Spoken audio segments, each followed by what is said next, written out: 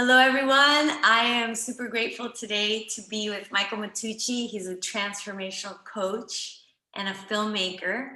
And I recently was connected to him from a mutual friend. And it's just incredible for me how divinely the timing of it is, where I'm in this phase of my life where I'm re-examining my purpose in life. There's so many things I love to do and I love to give. And recently what was coming in for me was asking God, asking Source, how can I serve in a higher capacity? How can I be a person that is also impacting the world?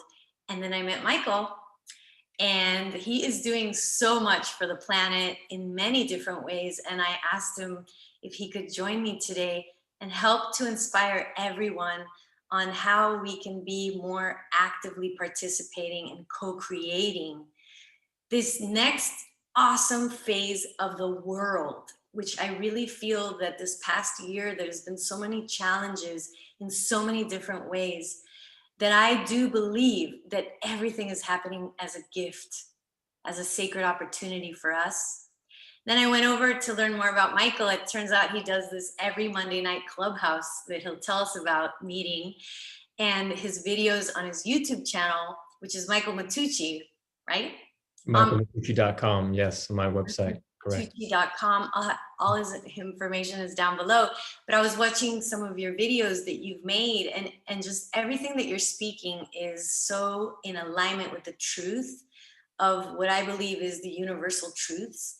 And so grab a cup of tea, everybody, lean back and relax, because this is going to be a powerful interview right here. And I would love if we could start, Michael, with you sharing, what inspired you to be a filmmaker, a transformational coach, and then this massive project that you're creating right now that I'm so inspired that I brought you here. You can share more with my audience, and I know that people are going to benefit so much. So thank you for being with me. Oh, delighted to be here, and it's been a journey. It's more of my journey is more of a climb up a mountain than any one amazing experience that shifted everything.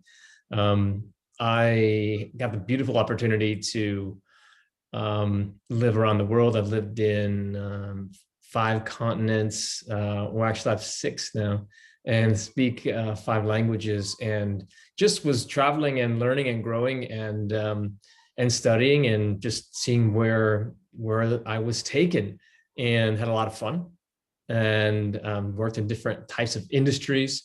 And it was truly the languages that enabled me to begin to see the world from a perspective so different from mine.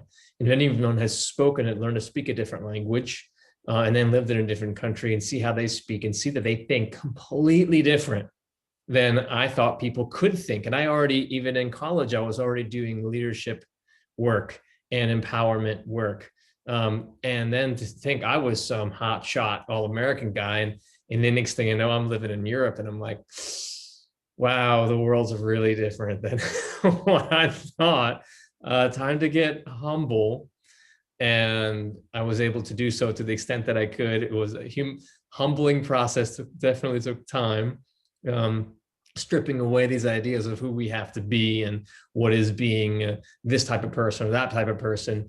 And it was after 7 years of living in different countries in Europe, also in Asia, and then finally feeling the call to look into what could I be doing right now that maybe I couldn't do later. Yeah, I could now continue to go to more countries and work and live and have this really unique lifestyle, and that was giving me this amazing global view. But maybe there was something that the divine would like me to do that it's just better to work. It works out more now. So I began that search, and through some amazing angelic people when I lived in China, just kind of started helping me see things differently. And that introspection began, and I began to see that, you know what, there's a mission here. I have a mission. We all have a mission. For me, that was just an idea that for many years later that I would get to pursue. And then I sensed, this is important for now. And I eventually, through a longer story, ended up back in Europe, in Italy, and then I went to New York to get into acting, or to look at acting, because I wasn't quite sure that's what I was supposed to do. And sure enough, that was the jumping off point. And I did off Broadway plays, trained with amazing person.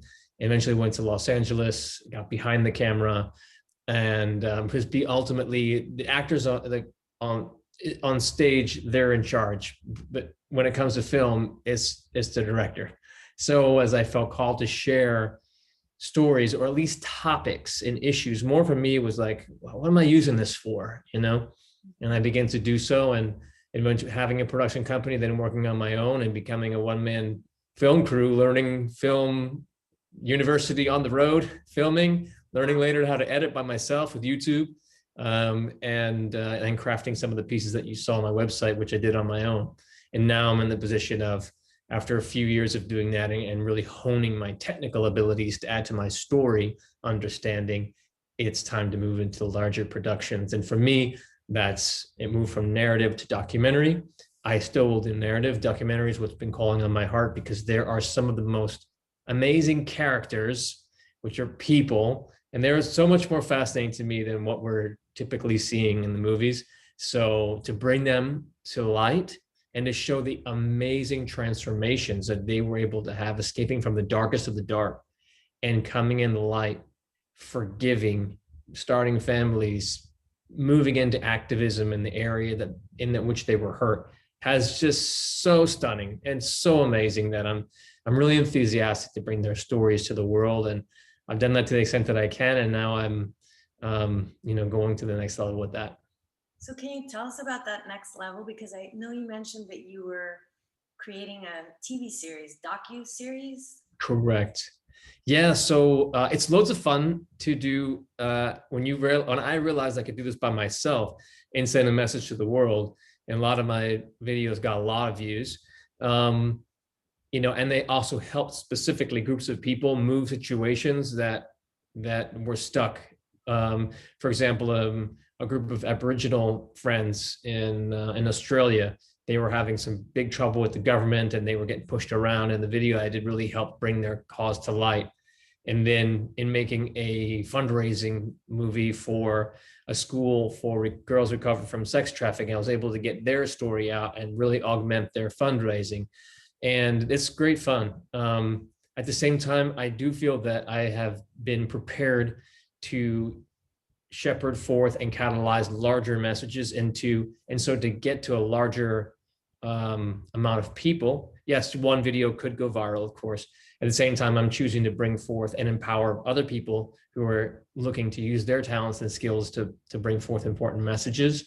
And that project, the main project, I have a few, that's my main one, is a TV docuseries that is going to feature the heroines that escaped sex trafficking and are now on the front lines of the movement to shift that issue in America and potentially broader with successive seasons.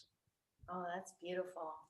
And you have already, how many people that you are featuring, that you've met, that would be to be in this docuseries? It's a very interesting question, because I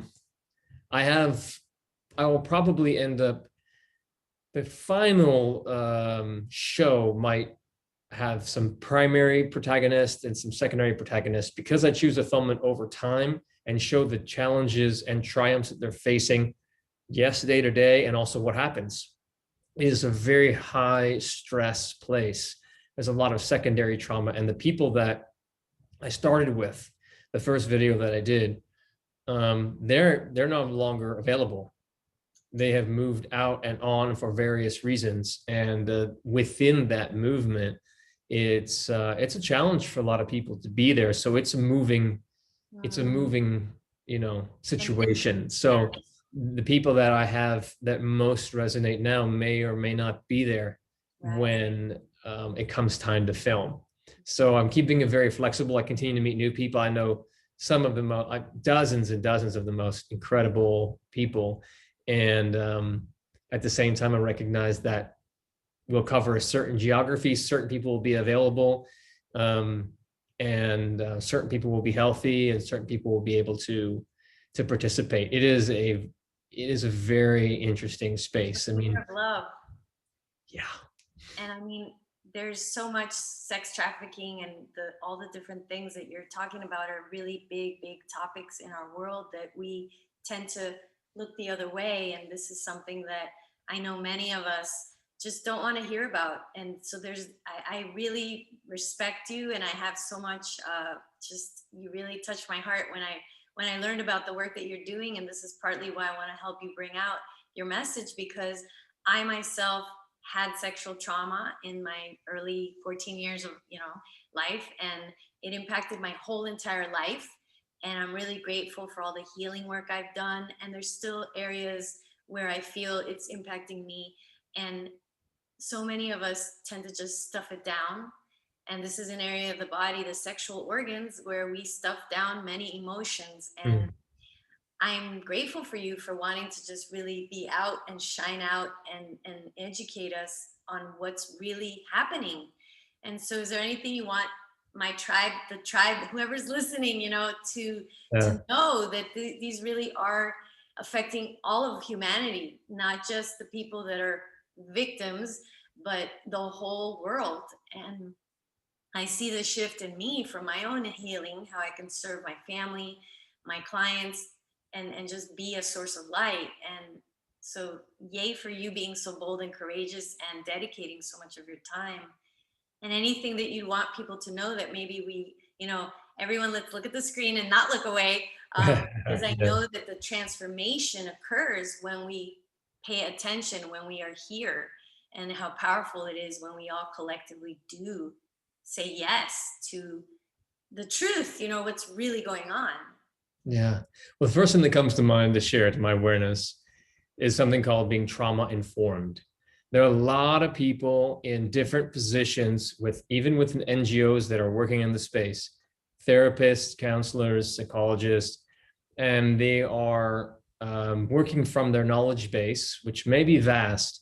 However, without being trauma informed, and understanding really what this person has gone through, which means that, are you informed on this type of situation? Sometimes people fall into this space where they start playing from this playbook, and they may even be accurate. So I was in a Clubhouse room with somebody, and a young woman came up to speak, and she had been abused when she was an infant, a toddler. And the person really came out guns blazing and was telling her, this is great, but this is all about forgiveness, and it is what you gotta do, and you gotta get it up, and you gotta speak it out, and all this stuff. And that may be part of the solution. However, the most important thing that we can do for our survivors of sexual trauma of all kinds and major trauma is first just listen. Just hear them. They may have never, to their memory, had a person, or maybe never, to actually just sit and be with them without pity, without any judgment. Just be there. Allow that person the space to breathe and share without trying to fix them, or trying to make them feel better. Just be there. Just be there. And so it's probably one of the biggest gifts that I got through my work with them and others, was specifically with them and some of my friends who are still triggered by a wide variety of things, is really just being, hearing, and being in my presence. And I do believe I'll make some sort of writing or something, or videos around that, to help people out around the whole space of being an ally, and really understanding to a new degree what kind of situations that we're dealing with. Secondly, for those folks and others to understand the magnitude of this issue, is that we're talking millions of people currently enslaved in America alone. And you say, well, it's very far from me. They said there's over 40 million total slaves. That includes labor around the world. And in America, so if America is the #1 purchaser of sex, drugs, and a lot of businesses going on here, you can estimate how many slaves might be here. So, and again, why is that important to anybody? Well, that's the current number. The people who make it out, where do they go? I mean, they are the ones that specifically sex trafficking, that is the highest level of trauma, sexual trauma, that you probably maybe have spoken of before. It's the highest level of trauma that there can be. Even if it happened one time, that can be traumatic for a person for life. It can be shifted too. However, can you imagine your biggest trauma suffered multiple times a day for 10 years? Where is that person? What did they do to protect themselves to be able to survive? And that's just trauma. That's other than to include any sort of violence and threats and blackmail and extortion and forced to do crimes, other things like that. So it's understanding that those people go somewhere. They're in our society, and they're more than some other people. They're our people. It's our children. It's our young people. And this idea that we can just turn the page on it, you have a choice. Of course you can. At the same time, recognize that this is the real epidemic here. This is the real pandemic. And it was only exacerbated by shutting everyone in their houses. To a large degree, it was exacerbated. And so recognizing that, this is here, and it's in your zip code. It could even be in your neighborhood. And so there's a lot more you can do about it when you pick up your head, you acknowledge what's going on, acknowledge it's part of our world. Slavery's been around since the dawn of recorded time, and it will likely continue till the end, because it's just a manifestation, a symptom of how we're treating one another, and recognize that this is important. This is your people. This is our people, my people. And when we get activated, all of us can be participants in, yes, stemming slavery and all of the different root factors that lead to it, which are numerous. And that's really what we talk about in my Guardians groups, called the Guardians at Clubhouse, is what are all these different factors we're not paying attention to. You can talk specifically about sex trafficking and the specific link points to someone being trafficked. Also, why is a child vulnerable? Why is a man buying sex? What is it that has a trafficker, a modern day slave trader, slave master? What makes them think that this is the best way forward? There are many, many factors going into that, and especially we're really talking about it with respect to our children and everybody. And everybody can be an advocate. And I hope that many, many more people get to remember the guardian inside of themselves and recognize how essential this is to our human experience, and your personal journey is remembering that. And just as much as you might like to walk a person who is blind across the street, if they're gonna, maybe if the light is red and the sound thing is not working, or green, remember that those kids are right around us. And how can we reach out to them? What can we do to reach out to them, to not only protect them from something like exploitation, but to create the leaders of tomorrow? And that's really what I enjoy doing. That's so awesome. Well, what one action step can our listeners take? Which we'll put links down for those action steps. And I've been enjoying the Monday Clubhouse. Can you share with people that want to join? Because I know in Clubhouse that it's just growing rampantly, and it's a great place to get inspired and get more informed also. And what other resources do you recommend for people that are listening? Yeah, joining the reason I started the Clubhouse, that's my main and almost only goal. Well, at least for the audience, is to equip people with the information, understanding, and tools to do something about it. We've had some beautiful rooms in the last weeks where people were talking about really things that you wouldn't even think about, like how this parenting skills, and really creating the type of relationship with your child it could be a niece or nephew too. Those around you, those who you're responsible to, and doing it in a whole new, broader, and more beautiful way. And that's ultimately the relationship that we have with our children, all our children. Yes, especially parents and everybody. I really encourage uncles and aunts, teachers and coaches, neighbors to see the kids like my parents would talk about. You looked out for the kids on the block. I mean, that's what neighbors did. You were a community. We were all tribal peoples at one point. And that's been forgotten for many reasons, which is a whole nother podcast in and of itself. And remembering that, look, when there are ways to limit a child's exposure to potential predators, but it's, especially keeping them off social media, keeping them off devices, even if you can, gaming systems and things like that, are being very vigilant. But they're going to experience life. They're going to be out in life, and they're going to be other people's homes, and they're going to be on the street, and they're going to be going to activities and things like that. They are going to be, it's other than possible to put a shield around them all the time, right?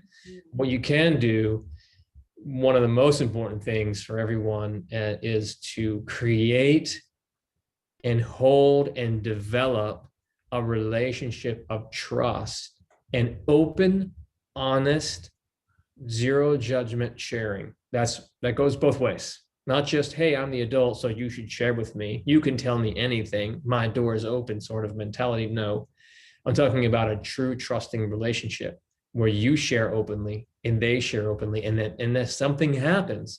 And this is where so many stories could have gone a different way. There was an incident that happened. Someone took some explicit pictures. They had sex with a boy or whatever. Or someone was beginning to extort them or push them, and they did something, and they were so petrified of being judged by whoever it was that they're in their guardianship circle, their parents, or what anybody would say. They feel guilty because they shouldn't have done this thing, even if they were accosted, even if they were raped. It was the guilt that comes sometimes with that. And they didn't go to anybody, and things could have gone differently, and then they didn't. And then it gets a lot worse a lot faster, because the predators they're grooming and they're preparing, and then they're going to flip the switch at one point, and they might not have noticed. I mean, most of us have been manipulated as part of the human experience, some degree of manipulation, whether it's personal or corporal and large. And then the one moment we're like, oh shit, I've been played, and then in that moment you can take action. Or if you have felt, oh my gosh, there's no choice, just go with it. And that's what happens. So having that beautiful relationship, open place of sharing that's celebrated, that's going to help throughout all of life in so many different ways. I think it's so important for us as parents. I am a parent, and I have a teenager, to share your shit. I always let her know that I'm on a journey too, and I'm learning and growing. And so I actually feel it's so important for us to also share what we're going through, and that we don't have it all figured out. I know this mom is over here, daughter down here. That doesn't exist in my family. And I mean, there's something to be said about that. The old way, where, your parents would just spank you or belt you, that was kind of how I was raised, where your mom is right no matter what. So I made sure with my daughter to listen to her, get down at her eye level, simple little things like that, or even mirroring their posture is a way of connecting. I learned that in NLP, how whatever, like if they're like this, to do the same exact thing makes them feel like we're listening even more, and they'll be able to feel understood. And it definitely works. And sometimes we're going to hear things we wish they didn't do, but it's a healthier reality for them to know that they don't have to be perfect all the time. So, it's BS. Life is not perfect. There's always going to be something. And especially if there is a trauma, it's important for us to be able to hold space for that and know that it's only going to get better if we have this relationship where we can really meet each other and have that openness and that safety and availability. So I wish that for Mm. everyone. And I definitely can support people in creating more of that, because the work that I do is Yeah. all about self-discovery and processing and releasing guilt and shame and traumas, and coming into this place where we don't have to keep hiding. You know, that was really what I struggled with a lot, was being able to look at my own pain, sit with my own self. And so how could we, even as parents, do that with our kids if we haven't dealt with our own stuff? And this is why it's so important for us to work on ourselves, you know, and we can only have the relationship with our children that is open and vulnerable and empowered if we actually have that with ourselves. So shout out to all the parents. Let's invest in ourselves. And I have a lot of meditations in my YouTube channel here, and I'll put a little link down below if people want some support with processing and releasing shame and guilt and blame, and just opening your heart again, forgiving. There's inner child meditations. And I'm really grateful, Michael, for your passion, for your clarity on what you want to deliver. And can you talk to us a little bit more also about how people can support you? Because I know people are getting inspired, just as I have already been, that you're also open to receiving funding for your television series, the docuseries, right?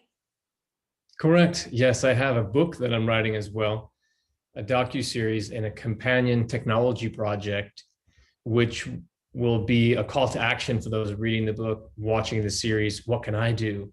In this platform, we'll have local opportunities for people to contribute hours, contribute funds, donate other types of items, book survivor leader speakers, get content to be able to present to their community and get help, because a lot of people don't who were preyed upon actually don't yet know that they were trafficked.